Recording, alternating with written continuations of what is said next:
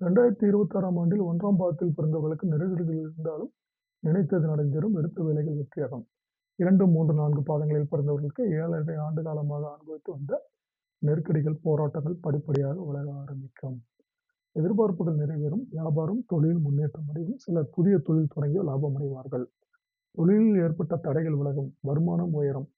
நிதி நிறுவனம், உதிரி பாகம் தயாரிப்பு, விற்பனை, இயந்திர தொழிற்கூடம், வாகன விற்பனை, எலக்ட்ரானிக்ஸ், கம்ப்யூட்டர், தகவல் தொடர்பு, எக்ஸ்போர்ட், ஆன்லைன் வர்த்தகம், ஜுவல்லரி தொழில்கள் முன்னேற்றம் அடையும். அரசு பணியாளர்களுக்கு இடமாற்றம், பதவி உயர்வு கிடைக்கும். தனியார் நிறுவன பணியாளர்களுக்கு சலுகைகள் கிடைக்கும். வெளிநாட்டில் வேலை செய்பவர்களுக்கு நெருக்கடிகள் விலகும். தம்பதிகளுக்குள் ஒற்றுமை அதிகரிக்கும். விவாகரத்து வரை சென்றவர்களும் சமாதானம் அடைவார்கள். திருமணம், குழந்தை பாக்கியம் உண்டாகும். படிப்பில் அக்கறை தேவை. தேர்வு முடிவுகள் சாதகமாக இருக்கும். எதிர்பார்த்த மதிப்பெண்கள் கிடைக்கும். உடல்நிலையில் அக்கறம் தேவை. வாகன பயணத்திலும், இயந்திர பணியிலும், சுய ஒழுக்கத்திலும் கவனமாக இருப்பது மிக மிக அவசியம்.